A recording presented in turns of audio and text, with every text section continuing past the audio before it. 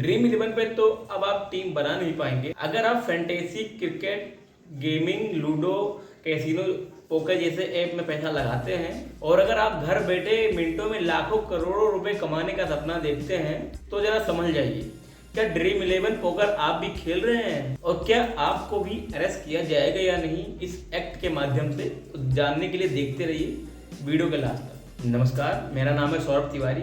भारत सरकार promotion and regulation of online gaming bill 2025 लेकर आई है और जल्दी ही लॉ बनने वाला है। ड्रीम 11 जैसे रियल अर्निंग ऐप पर बैन लगने वाला है। हालांकि ई स्पोर्ट इससे बाहर होंगे और वो आप खेल सकते हैं। अब आप ये सोचेंगे कि ई स्पोर्ट कैसे मनी गेमिंग ऐप से अलग है, तो ये जो पूरा एक्सप्लेनर है ये मैं आखिर तक आपको समझाऊंगा। सबसे पहली बात जो आपको समझनी है, जो है नया कानून आया है ऑनलाइन गेमिंग ऐप पे ऊपर, जो ये गेम खेलते हैं उनको अपराधी नहीं, उनको पीड़ित मानता है। मतलब ये कि आप अगर ये गेम खेल रहे हैं तो आप कोई क्रिमिनल नहीं है, आप पीड़ित हैं। तो इसमें सजा आपको नहीं मिलेगी, इसमें सजा उनको मिलेगी जो कि इन ऑनलाइन गेमिंग का प्रमोशन करेंगे, जैसे इसका प्रचार करेंगे, जैसे सेलिब्रिटीज जिनको अभी तक आप इस गेम का प्रमोशन करते देखते आए।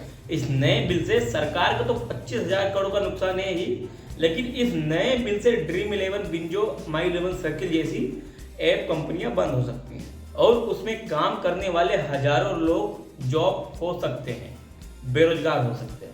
लेकिन इतना नुकसान क्यों झेलना पड़ रहा है ये आप समझिएगा। दरअसल सट्टेबाजी के ऐप पर टेरर फंडिंग के आरोप लगे हैं। दूसरी बात, भारत की जो फाइनेंशियल इंटेलिजेंस यूनिट है उनकी 2022 की ये रिपोर्ट बताती है कि 2000 करोड़ रुपए पे टैक्स नहीं दिया गया है भारत सरकार को। यह पैसा कहाँ इस्तेमाल हुआ इसका किसी को पता नहीं चला अभी तक। पॉइंट नंबर 3, बेंगलुरु का जो निम्हांस है जो मनोविज्ञान में रिसर्च करता है, उनका यह कहना है कि लोगों की उत्सुकता के चलते वो इनमें जुड़ तो जाते हैं, फिर धीरे धीरे करते इसमें फंस जाते हैं। पॉइंट नंबर 4, चीन के एक बेटिंग एप्लीकेशन से 2022 में ईडी ने 17 करोड़ से ज्यादा कैश और प्लस 22 करोड़ से ज्यादा बिटकॉइन जब्त किए। चीन से ही ऑपरेट होने वाले एक फ्यूविन नाम के ऐप ने हम इंडियन के 400 करोड़ रुपए लूट लिए थे।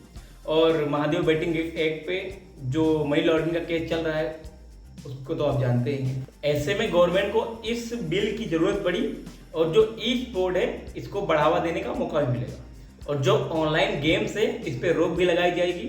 अगर सीधी भाषा में बोलूं तो कोई भी आदमी ऑनलाइन गेम का सहारा लेकर सट्टेबाजी नहीं कर पाएगा। सरकार का यह मानना है कि ऐसी ऑनलाइन गेमिंग सिर्फ परिवार को नुकसान नहीं पहुंचा रहे हैं बल्कि मनी लॉन्ड्रिंग, टैक्स चोरी और टेररिज्म को भी बढ़ावा दे रहे हैं। अब सवाल यह है कि ई स्पोर्ट और मनी गेमिंग ऐप में फर्क क्या है। ऑनलाइन गेमिंग को सरकार ने 3 पार्ट्स में बांटा है। तो सबसे पहले मैं आपको बता दूं ई स्पोर्ट्स क्या होता है। ई स्पोर्ट्स जैसे इसमें लूडो आ गया, चेस आ गया, ये आपका स्किल बेस्ड गेम है। जैसे आपको अगर खेलना आता है तो आप इसमें अमाउंट भी जीत सकते हैं, मतलब इसमें कोई आपकी बेटिंग नहीं करनी है आपको। और दूसरी कैटेगरी ऑनलाइन सोशल गेम। अब इसमें यह होता है कि आपको कुछ ना कुछ सब्सक्रिप्शन भी हो सकता है लेना पड़े, लेकिन जो इससे है वो बच्चों की कुछ स्किल जो है वो डेवलप होती है। हालांकि इसमें कोई आपको मनी जीतने का वो चांस नहीं रहता। और तीसरी कैटेगरी होती है ऑनलाइन मनी गेम की। हालांकि इसमें आपको बोला जाता है कि आप जितना ज़्यादा लगाएंगे पैसा उतना ज़्यादा जीतेंगे। जैसे कि आप देखे होंगे बहुत सारे आपको बेटिंग और गेमिंग ऐप में बताया गया होगा। आप बहुत सारी लॉटरी ऐप में देखे होंगे, कैसीनो ऐप में देखे होंगे कि आपको इसमें बताया जाता है कि आप इतना पैसा लगाइए एंड आप इसमें इतना जीत पाएंगे। अब मैं आपको बता दूं कि अब अगर आप पबजी, फ्री फायर और जीटे भी खेलते हैं तो इनको सरकार ने सेफ जोन में रखा है, वो इस एक्ट के अंदर नहीं आता।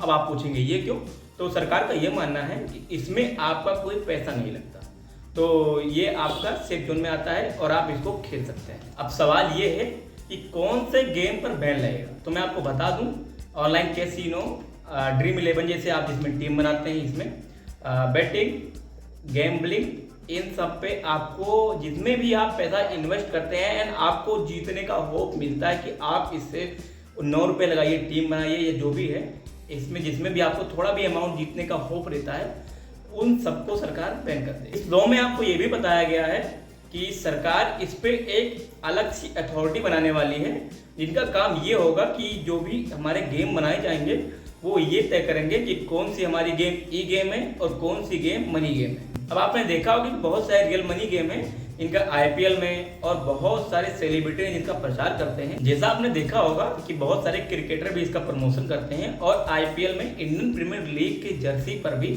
बहुत सारे गेमिंग ऐप इसका प्रचार होता है। तो मैं आपको बता दूं कि जैसे ही इस एक्ट को राष्ट्रपति से साइन करा के पास कर दिया जाएगा, एक्ट बना दिया जाएगा लॉ को, जो भी इसका प्रमोशन करता है उसको 2 साल की जेल और 50 लाख रुपए जुर्माना देना पड़ सकता है या फिर दोनों देना पड़ सकता है। तो अब आप ये सोचेंगे कि जो ऑनलाइन मनी गेम की कंपनियां हैं इनका क्या होगा। तो अगर ये फ्यूचर में ये कानून तोड़ती हैं तो इसके डायरेक्टर, मैनेजर और ऑफिसर पे केस चलेगा। वो इस लॉ में लिखा हुआ है। सो इस लॉ के धारा 1 और धारा 2 में लिखा हुआ है कि जो इस तरह की कंपनियां हैं, ये जो भारत की नहीं सिर्फ और फॉरेन भी कुछ कंट्री की जो भी ऐप हैं उनको भी बैन कर दिया जाएगा। तो अब मैं आपको बताता हूँ कि इसमें पेटीएम, गूगल पे, फोन पे और भीम यूपीआई और ऐसे बहुत सारे अदर एप्लीकेशन का क्या रोल है।